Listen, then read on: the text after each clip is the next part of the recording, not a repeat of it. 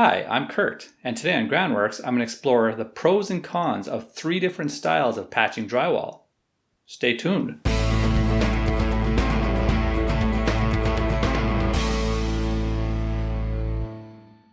Okay, up first is using a patch kit to fix the smallest hole in the wall, which was caused by too much weight on a coat hook. This method starts out with some fast drying Drydex spackling. This really tiny container goes for about $6 locally and won't cover very much, hence its use on this small hole. I slather it on using a small putty knife, making sure to fill in the hole and also get some underneath the drywall flap. This is mostly just to get a base coat though. Next up is the meat of this particular method, which is a self-adhesive aluminum mesh repair patch. These go for $4 or $5 locally.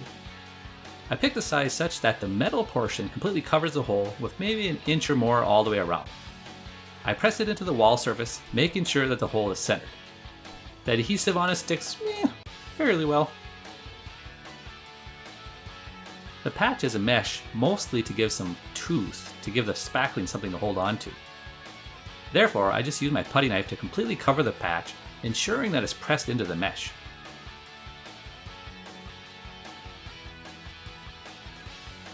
After the patch is entirely covered, I go over it with a 6-inch drywall knife to smooth it out. The goal is to create uneven pressure on the blade as it goes over the patch.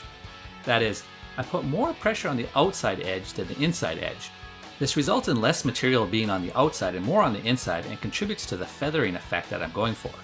I don't go crazy on this first coat though. It's very much a rough coat.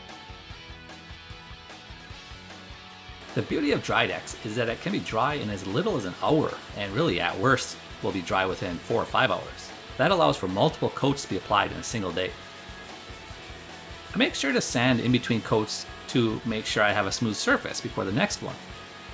In this case, I'm using a normal sanding block with some high grit sandpaper, and I'm trying to capture all the dust using my shop vac.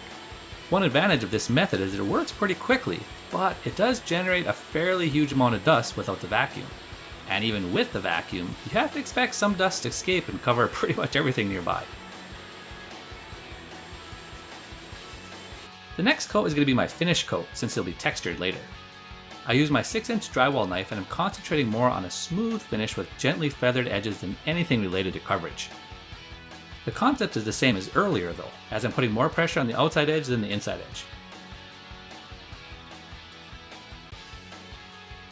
When this dries, I do a final smoothing using a wet sponge. This is an alternative to sanding at any stage actually. The sponge leaves a super smooth surface and leaves no dust whatsoever, which is pretty sweet. It's not quite as aggressive as sandpaper though, so I typically only use this as a finish step. And even then, if it's a much bigger job than this, then I will probably still use sandpaper since this method is notably slower.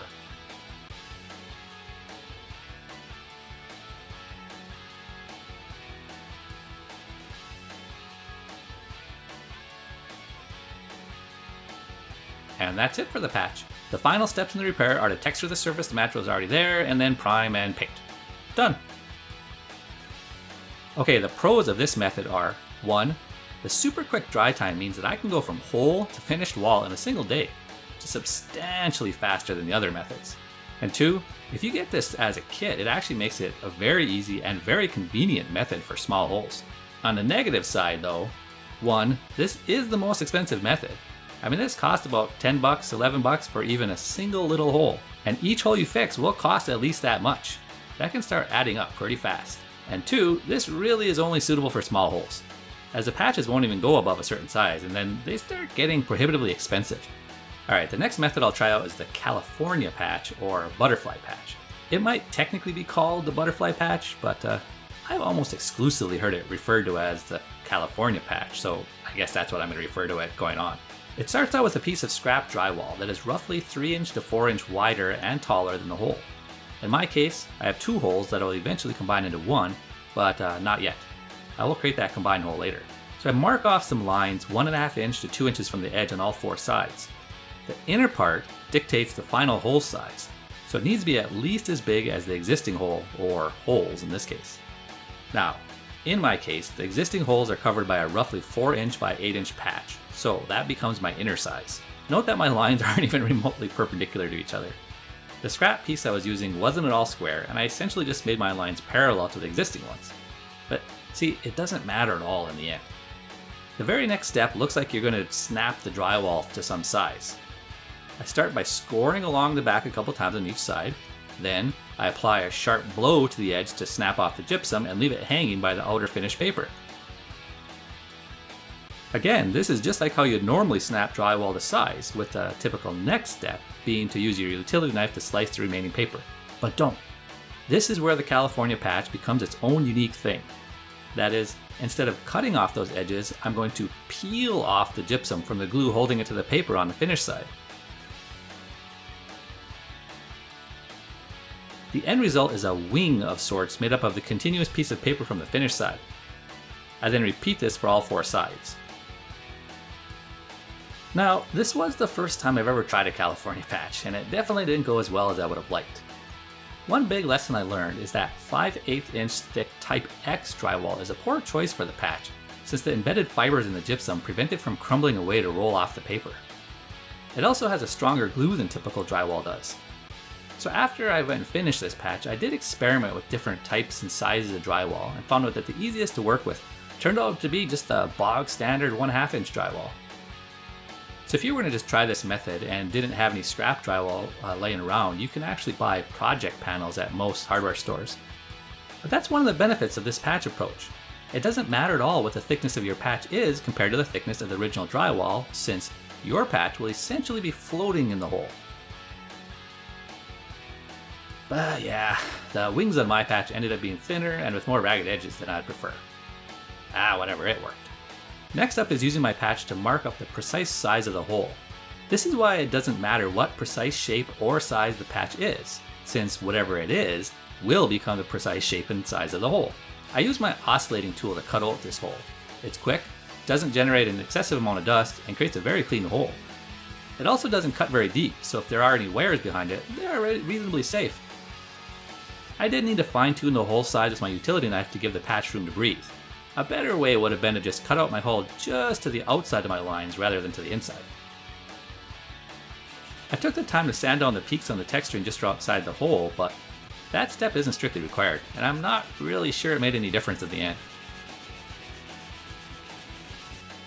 To install the patch, I first apply a liberal amount of joint compound to the edges of the patch, not to the wings, but rather all 4 of the gypsum sides. The patch is then pressed into the hole. Since the joint compound is on the edge, a little of it will be squeezed into any voids between the patch and the wall, but most of it will coat the back of the wings and then be squeezed out. This simultaneously fills in any little holes and saturates the paper.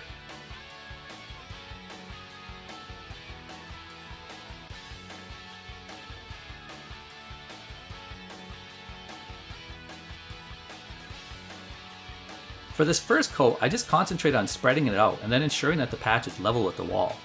It'll have a tendency to want to float out at first, so I did need to push it in and squeegee out the joint compound a few times.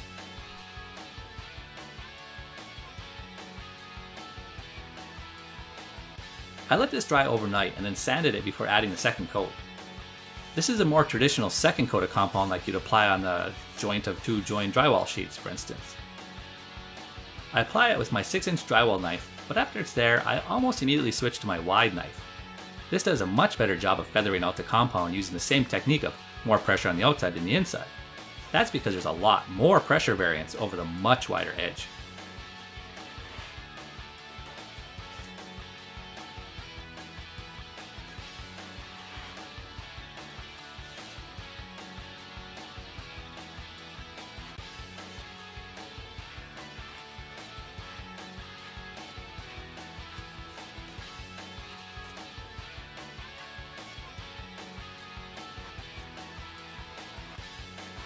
For sanding, I use my normal drywall sander, which uses mesh sandpaper and is hooked directly up to a shop vac.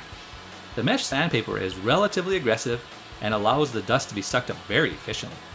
The suction also keeps the sander stuck to the wall, which makes it mildly easier and mildly harder to use simultaneously. One big benefit of this is that there is essentially no dust that escapes while still having the typical benefits of sandpaper.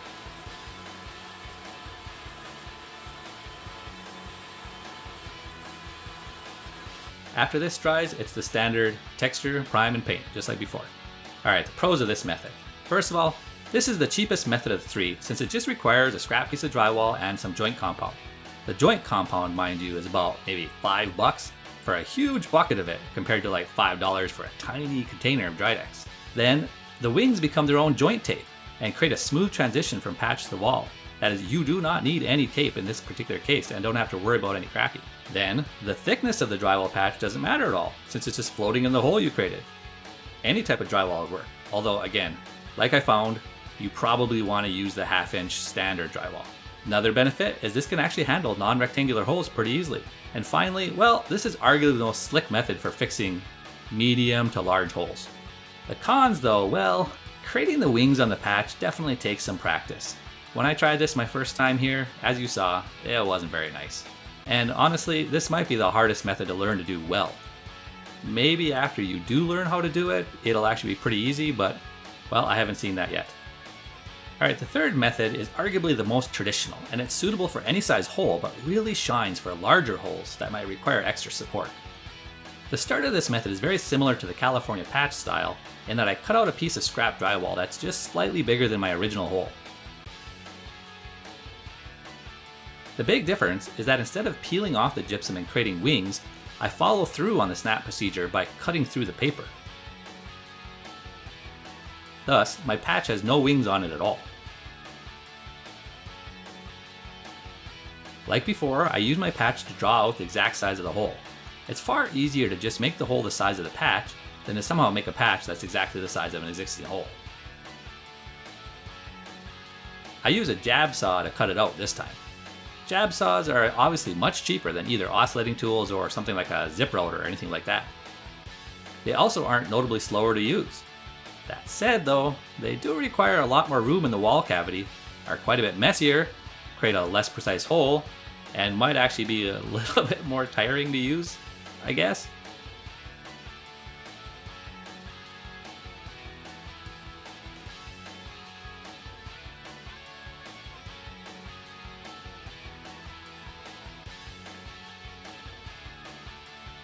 In general, more fine-tuning is needed for this style of patch than for the California style, since it's not going to be floating and you do want it to be a little more precise.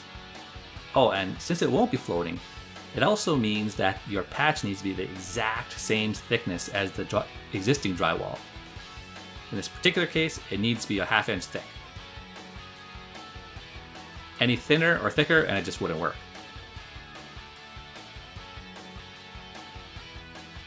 Now is the time for the step that makes this a unique method.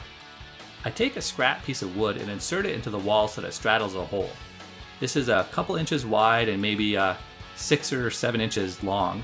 The key being though that it actually straddles a hole by a couple inches. In this particular case, I put the piece of wood at an angle to maximize the surface area inside of the hole.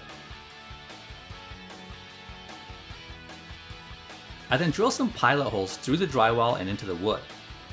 Then, normal coarse drywall screws are used to secure it into place. I'm using one of those bits specifically made for driving in drywall screws. They dimple the paper just enough to seat the drywall screw head just under the finish level. Cheap, but effective.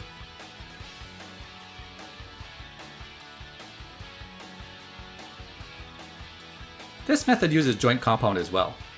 Compared to spackling, it's much cheaper, and so can be used for much larger patches. But on the other hand, while the spackling dries in 1 to 5 hours, the joint compound takes a full 24 hours to do the same. That means that neither the California method nor this method can be completed in a day. In fact, at a minimum, you're looking at 3 days for each of these styles. I apply some compound directly to the support board and the edges of the hole and then press the patch into place. The compound works essentially as a glue to hold the patch fairly securely. But no, I don't leave it at that, and I also pre-drill and drive in a couple of drywall screws. Now, a hole this size may or may not require joint tape along the seams. Probably does. I likely would have used it here if I had more space, but well, I'm constrained by the outlets on both sides of this hole, and so then I just kind of didn't bother taping it. That does leave a higher likelihood of eventually cracking, so I may yet regret it.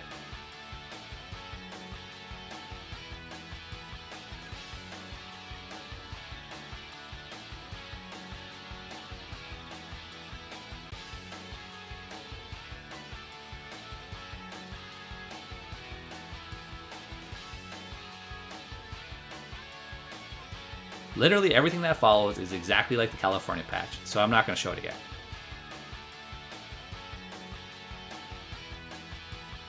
Alright, pros for this method is that first of all, it has the strongest support for larger holes. Then it also doesn't require any special skills or practice like the California patch method does. But like the California patch one, it uses inexpensive joint compound and tape. The cons are, well, it does require having a piece of scrap wood that fits behind the hole. Maybe you don't have that ready?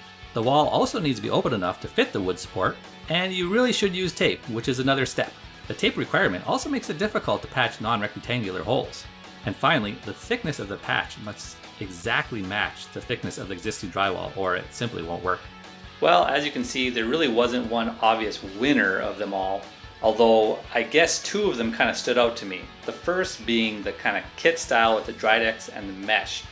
That one is probably the way to go if you're just going to do a small hole. It was way easier than the other two, and honestly the fact that you could do it all in one day is kind of a killer feature of that. That said, the California patch, the fact that you can actually do it with any thickness of drywall and you can also do it with without using any tape is a huge benefit as far as I'm concerned. I probably would do it that way versus the kind of traditional method for most of the cases where it's not just a small hole. I guess it's also possible to use the Drydex with the California patch, and in that case you might get really the best of all worlds, and maybe it would even be worth using for small holes in that case. I will say though, the California patch definitely took a lot more skill than I thought it would. My first version right there, yeah, that was pretty terrible. But yeah, it does seem with a little practice it wouldn't be so bad. If you like this video, consider subscribing. And either way, thanks for watching.